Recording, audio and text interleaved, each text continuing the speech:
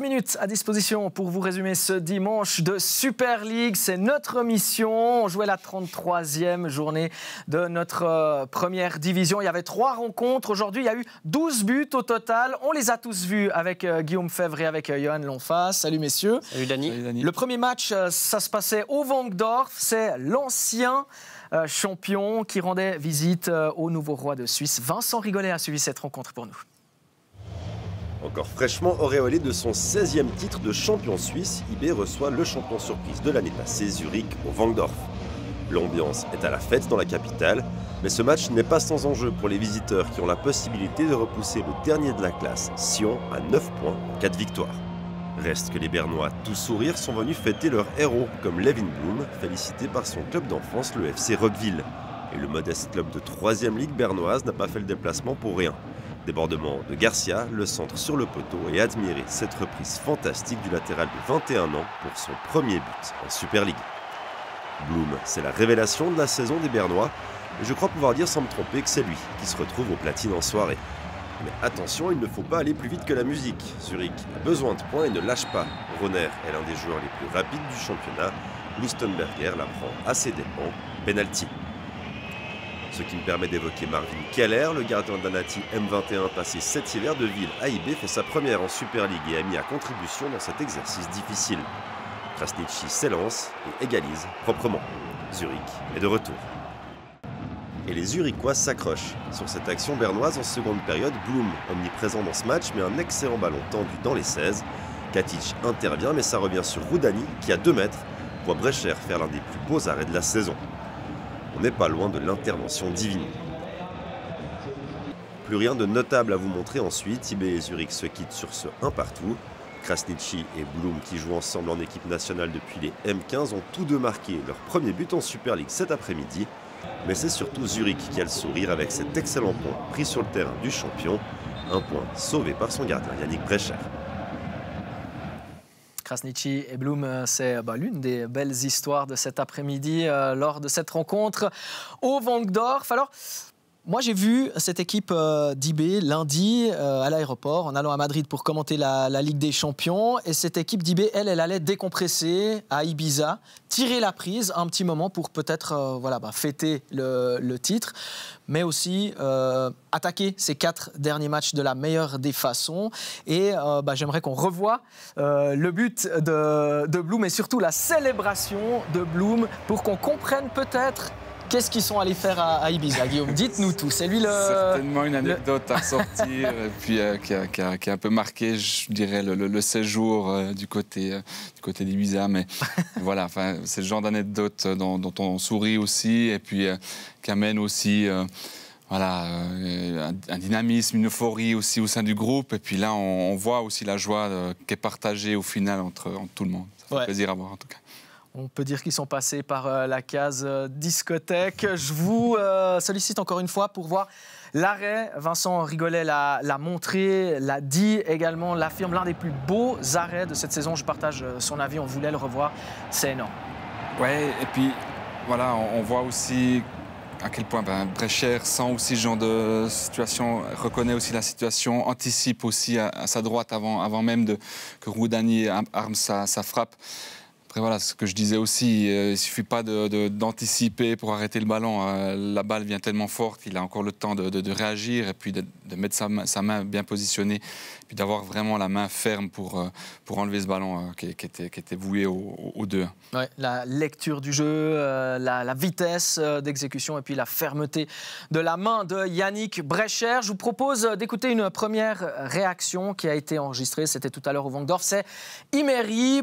qui revient sur peut-être un petit relâchement. On lui a posé la question.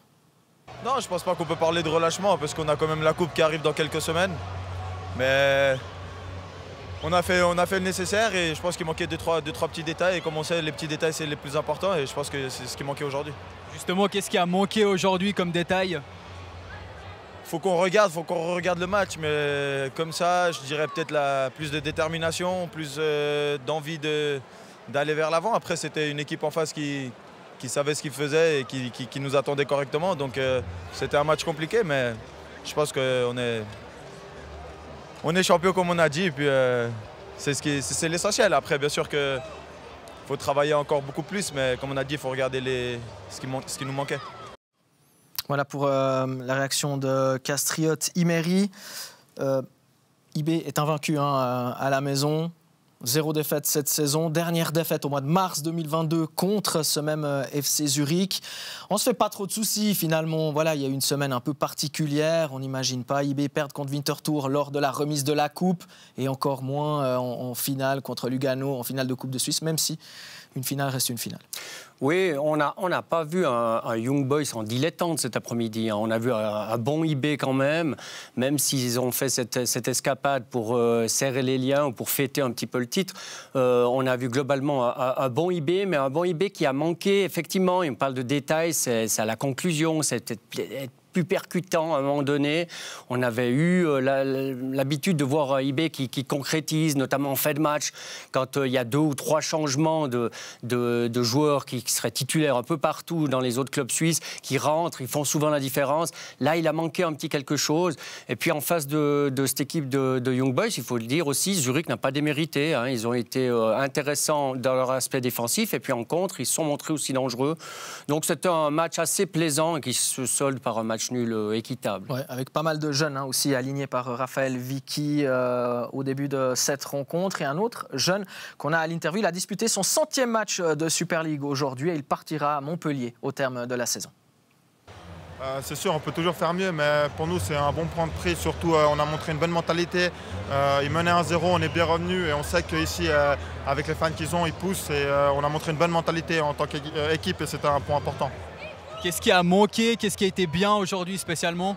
Ce qui était bien, c'est surtout la mentalité. Comme j'ai dit, on est revenu de 1-0 à 1-1. Et peut-être en première mi-temps, on avait 2 grosses chances, 2 grosses occasions. Peut-être si elles étaient dedans, ce serait du plus pour nous. Autre rencontre cet après-midi, c'est celle du Cornaredo entre Lugano et Winterthur. Lugano invaincu depuis 10 rencontres en Super League à domicile et Winterthur qui avait la possibilité de faire un grand pas vers le maintien puisque Sion a perdu hier. Winterthur avait réussi à stopper une série de 3 défaites consécutives en gagnant précisément à Tourbillon la semaine dernière. Il y a eu 3 buts dans cette rencontre. Lugano jouait sans Stephen Doumbia et Valenzuela. C'est un autre Argentin qui s'est illustré sur le 1-0. 7e but de la saison pour Ali Seda, sans être dérangé, il fait tout seul. Oui, et puis Ali Seda, il est en pleine bourre actuellement. Et vraiment, on a appris à le connaître, ce joueur très virevoltant, avec une capacité de démarrage et puis de s'extirper de situations. Là, il fait effectivement tout seul et il loge ce ballon hors de portée du portier de Winterthur. La mauvaise passe d'Airizi, le cadeau pour Ardaïz, vitesse, sang-froid, ça a l'air facile comme ça, mais ça l'est pas forcément. C'est pratiquement dans l'enchaînement de l'ouverture du score de Lugano que Winterthur revient au score. C'est donc 1-1 à la 17e minute. Si vous êtes hispanophone, vous comprenez ce que dit Ardaïz. Nous, on ne le répétera pas. Et puis, à la 21e minute, Arrigoni devant Sabatini, de retour de suspension à la baguette. À la tête, là, la tête, elle est incroyable. Oui, elle est vraiment incroyable parce qu'elle est vraiment décroisée aussi. Et puis, elle fuit vraiment elle fuit et puis elle ne permet pas à Couster d'intervenir. Couster qui là ne fait pas le pas qu'il faut pour arriver justement au ballon. 11e match sans défaite au Cornaredo pour Lugano. La dernière fois que les Bianconeri ont perdu chez eux, c'était contre IB, c'était au mois d'octobre, donc avant la Coupe du Monde. C'est c'est une équipe qui finalement mérite sa place là en haut du tableau. Oui, et puis qui chaque année déjoue aussi les pronostics. Voilà, on doit se rendre compte et puis réaliser que cette équipe n'est pas là par hasard, ça c'est clair. Travaille aussi sur du long terme, a vraiment construit une équipe aussi solide, intéressante, et puis menée par un homme fort, en la personne de Croci Torti, qui amène vraiment aussi sa patte, sa mentalité, son caractère. Et puis, un Lugano qui est vraiment là, pas du tout par hasard. Et on écoute l'un des joueurs de Mattia Croci Torti. Krajnik a dit une victoire importante pour l'FC Lugano qui reste au contact du Servette FC pour la 2e place. Mais ça a été difficile de tenir ce score et les 3 points. Bien sûr, on savait, même si on était à la maison, que ça allait être un match difficile comme Winterthur, un bloc bien bas. Et on a vu même le goal qu'on prend sur une erreur de ma part, qu'un manque d'attention ou de concentration, ils peuvent faire mal. Et sinon, c'est 3 points très importants parce qu'on continue à tenir nos objectifs et on doit continuer comme ça jusqu'à la fin. Sur le terrain, quel était votre sentiment?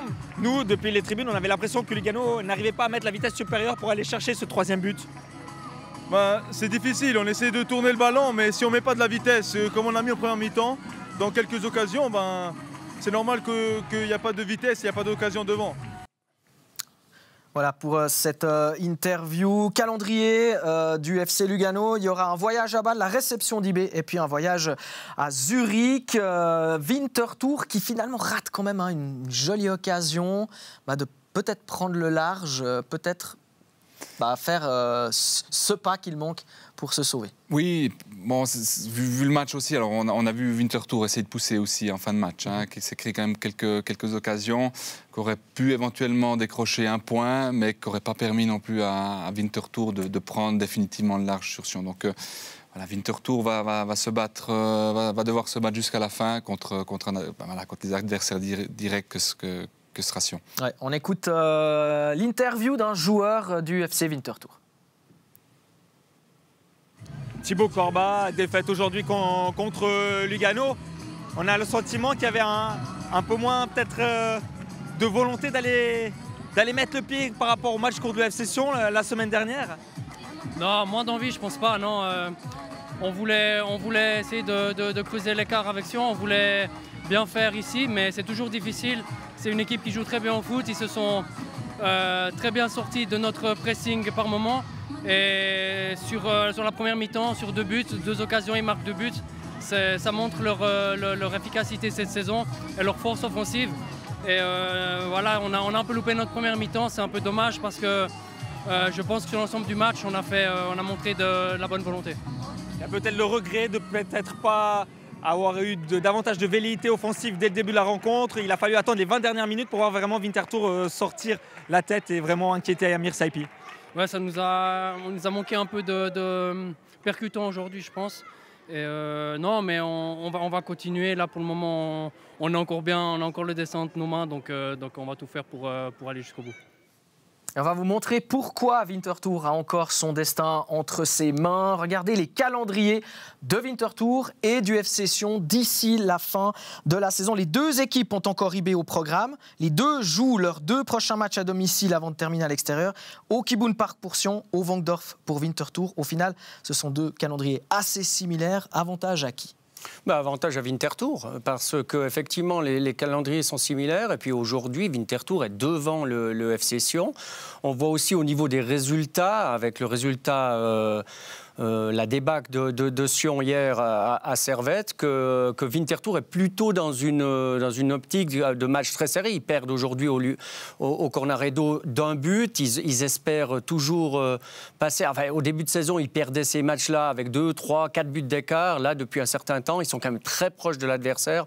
Donc, si on doit donner aujourd'hui un avantage, c'est plutôt avec Winterthur. Il y a une tranquillité aussi peut-être à Winterthur qui n'y a pas du tout à Sion. C'est ça que je voulais dire, c'est qu'à Winterthur, on est acquis à cette cause depuis le début de la saison. On sait que voilà, on doit se battre depuis le début jusqu'à la fin.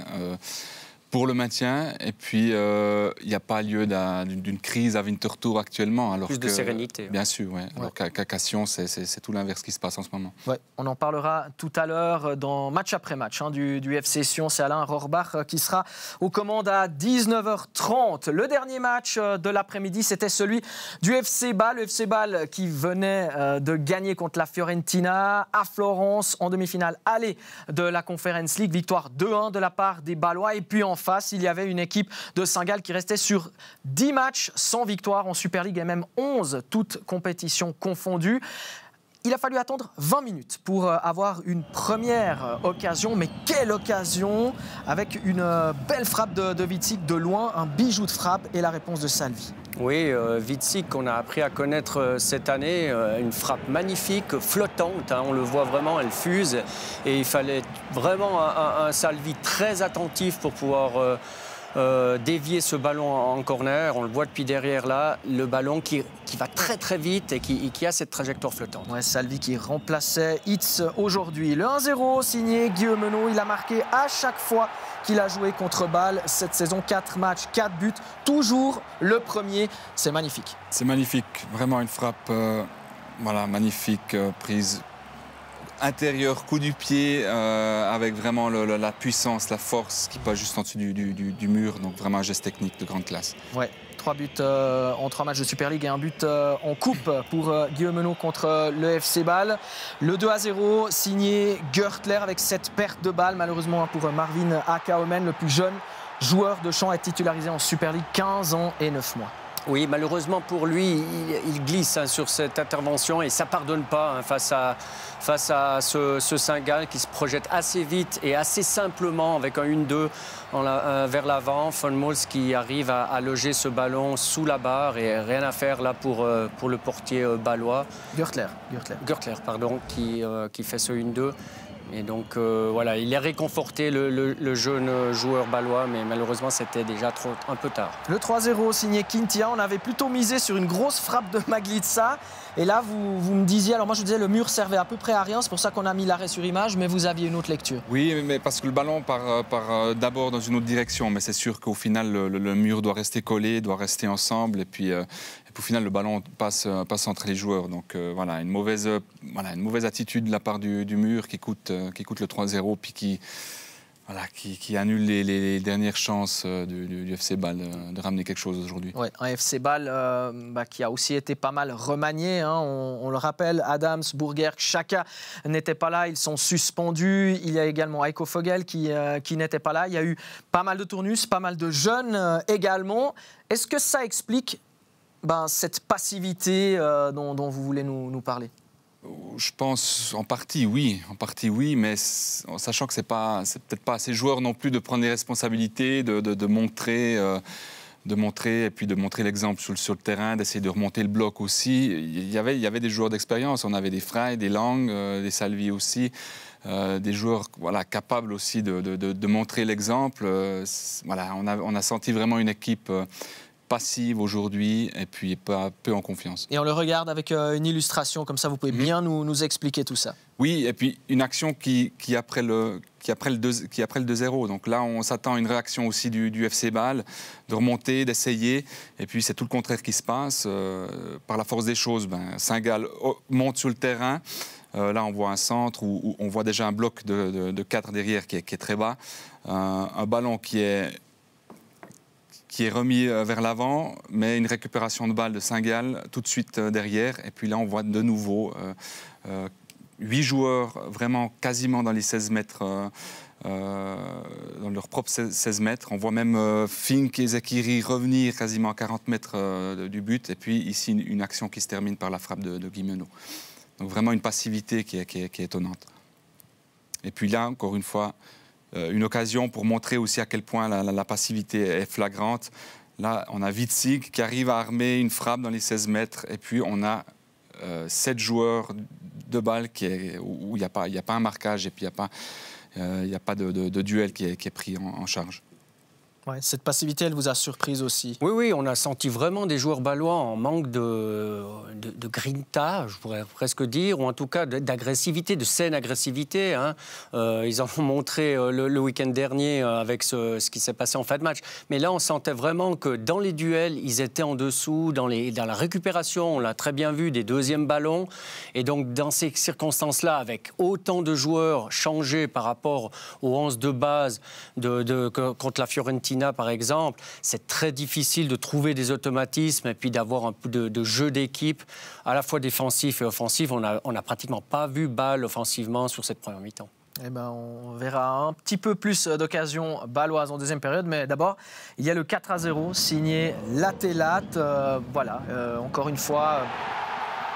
Cette passivité, c'est vraiment le mot. Ben oui, parce que sur les corners, on le voit, des Bâlois statiques et Latelat qui, lui, se pose pas trop de questions, vient au contact du ballon. Et ouais, vraiment, c'est l'image vraiment claire d'une certaine apathie des joueurs bâlois ce soir. La frappe de Fabian Frey et Zekiri qui dévie juste devant le portier. Là, on a deux situations. Corner avec des situations défensives où on a des équipes qui défendent en zone.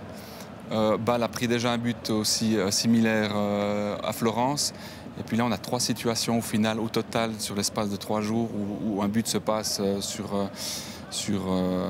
une défense en zone, en corner défensif. Donc peut-être aussi à Bâle de revoir aussi cet aspect tactique-là. La séquence suivante, c'est cette balle perdue par Onyek Boulet qui est entré en cours de jeu. Et comme il résiste là, Latelat à Akaomen, c'est quand même assez extraordinaire. Ouais, vraiment, voilà, on sent toute la puissance de Latelat. On était justement en train de se dire, Bâle est pas mal, Bâle remonte sur le terrain. Et puis il y a cette perte de balle qui est fatale au final pour la défense de Bâle.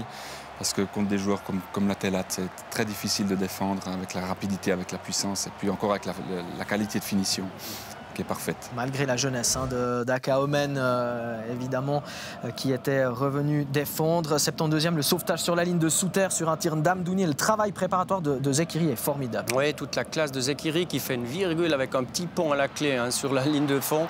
Et puis Zeki Amdouni qui voit son envoi sauvé sur la ligne par Souter, sauf erreur. C'est ça. Et voilà, sauvetage très très délicat parce qu'il l'a taclé avec le pied droit. Et donc on voit aussi toute l'abnégation, la volonté des Saint-Gallois cet après-midi. Et encore une balle perdue là au milieu du terrain. Ça se joue entre Diouf, entre autres, et Pelmar, et Rebels tout seul pour le 6-1. Oui, et puis bon, voilà, quand on laisse Rebels partir tout seul face à Salvi, on sait qu'on va certainement pas le retrouver de sitôt. Encore à noter la qualité de finition. Aussi à noter un Saint-Gall qui retrouve la confiance, qui retrouve l'efficacité qu'elle a quand même perdue. Parce qu'on ne peut pas parler de performances qui ont été mauvaises pendant ces 10 derniers matchs. Il y a vraiment eu des volontés, beaucoup d'investissements, beaucoup d'efforts. Mais là, voilà, aussi le plaisir pour Saint-Gall de voir qu'ils ont été récompensés. Allez, on écoute l'un des buteurs de l'après-midi. Je vous l'ai dit tout à l'heure, il a marqué son 4e but en 4 matchs contre Bâle cette saison. Jérémy Guimelot. Jérémy Guimelot, faut dire que ça fait du bien pour Saint-Gall cette victoire. Ça fait plus que du bien. Je pense qu'on méritait une victoire. Ça a été difficile jusqu'à maintenant avec des matchs compliqués. Pas réussi à gagner un match. Donc c'est vrai que là, on peut dire qu'on prend Bâle au meilleur moment. Ils ont un match plus important jeudi, mais voilà, c'est pas toutes les équipes qui peuvent mettre 6 buts à Bâle et on est content de sortir aujourd'hui avec cette victoire. Et puis, comme d'habitude, pourrait-on dire, quand Saint-Gall joue contre Bâle, c'est vous qui montrez la voie, c'est vous qui marquez avec un but magnifique. Ouais, c'est vrai, Dany m'a contacté, il m'a dit que j'avais marqué les derniers matchs, que celui-là j'étais obligé de marquer, donc voilà, peut-être dédicace à Dany. Mais voilà, c'est vrai que c'était un beau but. Mais je pense qu'aujourd'hui, il faut mettre en avant l'équipe et remercier aussi le public parce qu'ils sont toujours là après nous.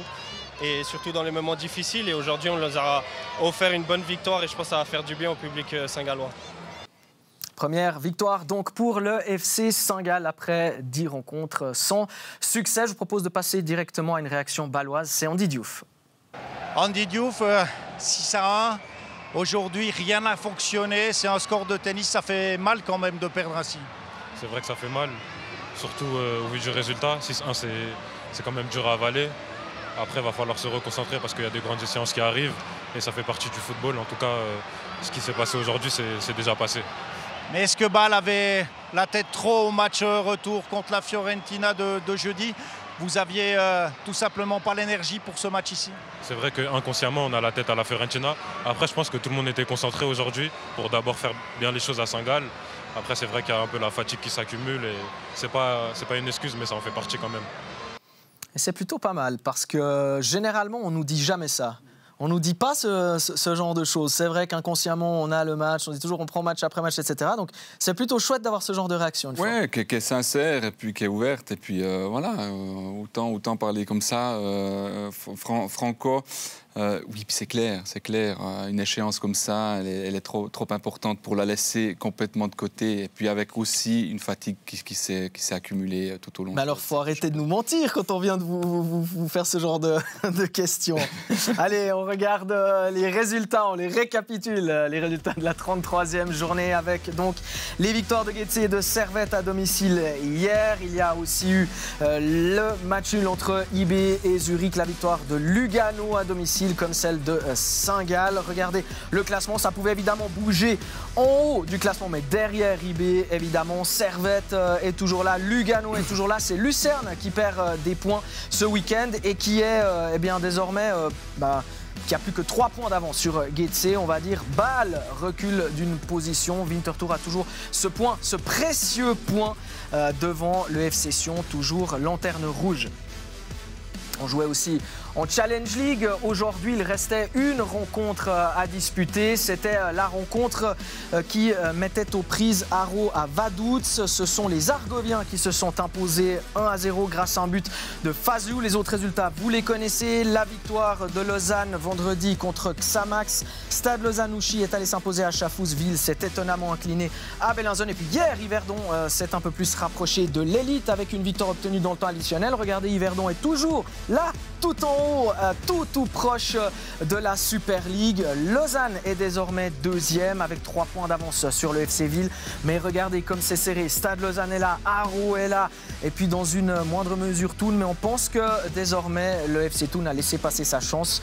Xamax est désormais officiellement 10e de ce classement et sera barragiste. La question c'est avec ou sans Raphaël Nuzzolo qui s'est blessé vendredi. Oui, ce sera la grande question, en espérant qu'il puisse être là pour les barrages, parce que voilà, toute son expérience, sa qualité peut être déterminante pour ce genre de match. Ouais, très rapidement, j'ai beaucoup aimé le fait qu'ils disent si je suis prêt, même pas à 100%, puis que je peux aider mon équipe, je l'aiderai, je me soignerai après quand je pourrai le faire. C'est quand même assez classe de sa part. Ça montre la classe du bonhomme, il est franc avec lui-même et ben c'est à espérer aussi qu'il termine sa carrière sur un éclat. Ouais, c'est tout ce qu'on lui souhaite à Raphaël Nuzzolo. Merci beaucoup, messieurs, d'avoir été en ma compagnie aujourd'hui. Merci à vous pour votre fidélité. Évidemment, dans quelques instants, match après match, à 19h30 avec Alain Rohrbach. Mardi, mercredi, les demi-finales, retour de la Champions League. Jeudi, notez-le, le rendez-vous de ce jeudi, c'est le FC Bâle qui reçoit la Fiorentina pour la demi-finale de Conference League. Très belle fin de week-end à vous. Bonne fête à toutes les mamans. On vous aime, on vous adore où que vous soyez. Ciao. Watch me shine, they gon'